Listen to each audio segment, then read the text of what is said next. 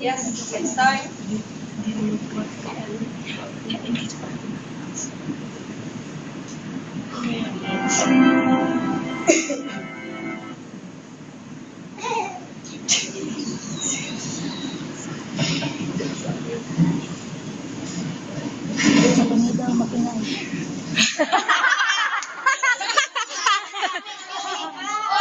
Hold on, wait.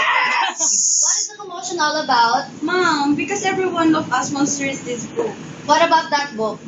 Mom, we only have this copy. You know what? Instead of fighting over that book, why won't I just read this one for you? Yay! I could tell you different stories for today, and I have prepared some sound effects so that our storytelling will be more realistic. Shall I begin? Yes! Okay. This story is entitled The Angry Stories. Once upon a time, there lived a boy, the son of a wealthy family who loved nothing in the world so much as to listen to stories. Whenever he met a stranger, he would ask to be told a story, until he had heard hundreds and thousands of different stories. But he would never tell these stories to anyone else. Instead, he kept them stuffed inside a leather bag. The boy eventually grew to be a handsome young man, and the time came for him to marry. His family arranged him to wed a young lovely woman who lived about a day's journey away. Everyone in the household set to work preparing for the wedding, including the old servant who was especially fond of the young man. This servant was preparing his master's clothes for the journey when she heard some strange mutterings and murmurings. The noises seemed to come from the closet.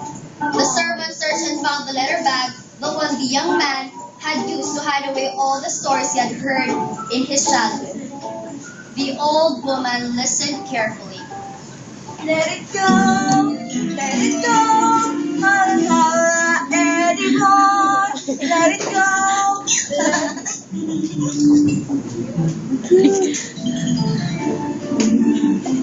Let it go, let it go.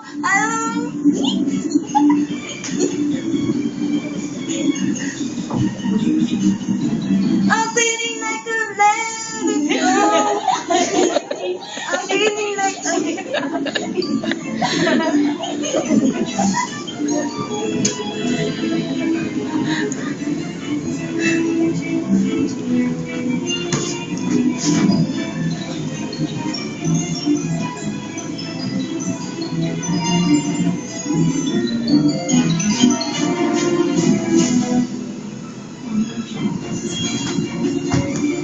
I forgot something.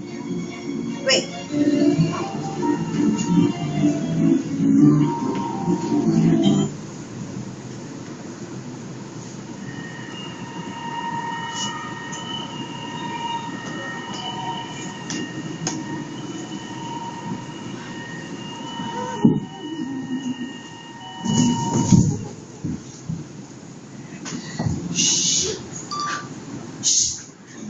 Pay attention, everyone. Said a small voice. The boy's wedding is to take place tomorrow. All these years, he has kept us prisoners in this tiny bag. We have suffered too long.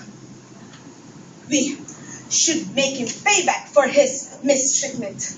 Yes, said another tiny voice. I have been thinking the same thing. Tomorrow he will need to travel to his bride's house.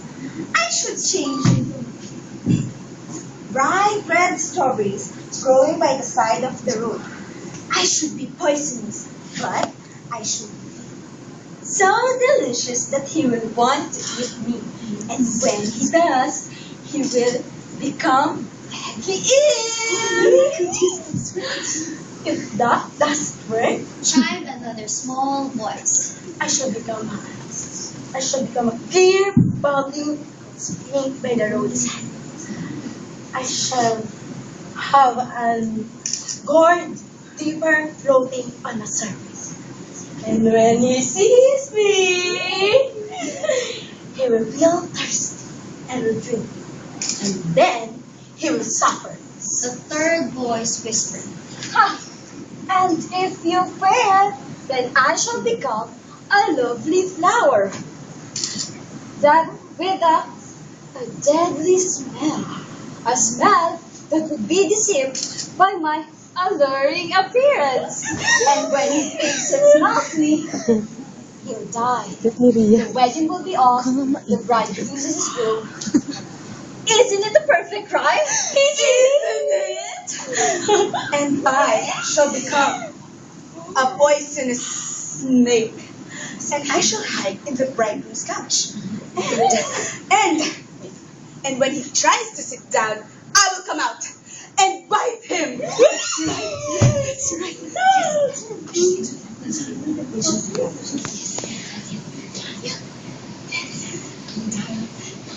Did you hear what I heard?